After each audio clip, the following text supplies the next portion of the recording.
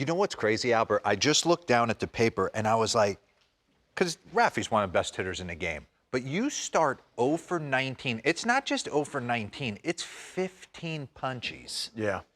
The punches were a concern for me because that's not him. But if you look at it, he only had 15 at-bats or 16 at-bats in spring training, Dero. I mean, he's What did you need in spring? For me, about 60 to 70 at-bats. Yeah. That's how I felt. Like after I got 100 at-bats early in the season, that's when I felt that I was good. Here we go.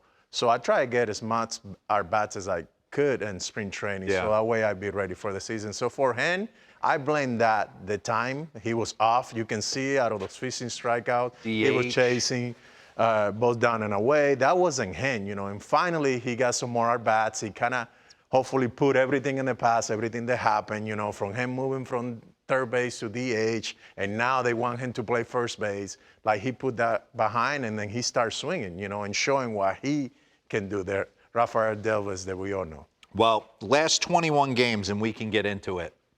402, 7 jacks. How can you read that on the ground? Because I got new glasses. Okay. You said, what the heck? I couldn't if I. And 24 RBIs at 1235 OPS. And he destroys. And I always say this, like, middle of the order bats sometimes have to take chances and sit off speed, and you can speak to that. It seems like you spin him something, it's getting destroyed. And obviously, he can hit the heater as well. He's got an interesting setup to the plate. So pause this real quick. Start the boards up, Broyd, and then we'll get into Albert breaking them down. Players with a 125 OPS plus or higher in each of the last 5 seasons. I mean, this is what it looks like, right? These are the dudes. And he's certainly up there. And then you take a look. What's interesting to me is he continues to get better. Mm-hmm. Walk percentage keeps going up, chase percentage keeps going down. But when it's in the middle of the plate, he's swinging. He looks to me like he's on go. He almost looks to me borderline like Jim Edmonds. He'd swing at a curveball in the dirt to almost bait you to throw it to him again. Setting you up. Yeah. So this is the at-bat the other night against Pierce Johnson, the walk-off in the 9th. When you see a guy just miss an arm side run, not even competitive with the heater, are you almost sitting slider at that point? No, I mean, we talked the other day. I don't like to sit on pitch. I'm just humping my pitch, you know, and I'm forehand or just getting something in the middle of the plate, so that way he can do the damage like he did, you know. But everything that I saw for him from early when he struggled early in April to now is like when he started, you know, staying away. Look at that swing, pure. You know, he was just thinking, you know what? I'm swinging the bat well right now, and anything around the strike zone, I'm gonna destroy, which he's been doing. Pause this. So right there, you know. So he came up in 17. He's gotten more comfortable, more wide open. We have all the stance metrics. Yeah, a little bit more open right now, you know, in 2025, if you look at it. And if you look at it, I feel like he's more on his leg, you know. But I think the biggest difference with him is like when he used a green monster, you know, drive the ball the other way, he knows that he doesn't have to pull the ball all the time. He can just hit a pop-up 320 and the ball is out of the ballpark to left field. So I think that helped him out a lot. And that's when he starts swinging the bat much better, when he starts using the other side. Because when you do that, and you know, Dero, we get in trouble when best hitters are moving it gap to gap. Yeah, when we start pulling the ball, you know, myself, yourself, but when we stay, you know, in the gap, especially right center, we're able to cover, you know, all the off-speed. And that's why he hammers the off-speed right now. Yeah.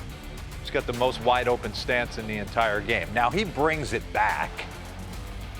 The one thing I love about him is even though he starts open, his shoulders stay parallel.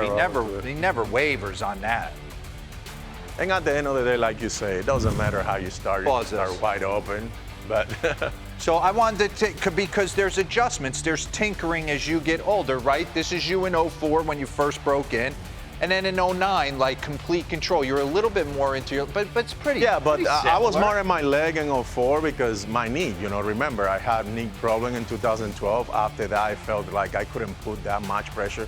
So if you look at right here, later on in my career, you know, like I was putting a lot of pressure on my knee, so it was hurting me. Yeah. You know, so later on I ended up having surgery, but I didn't try to tweak too much with my lower half.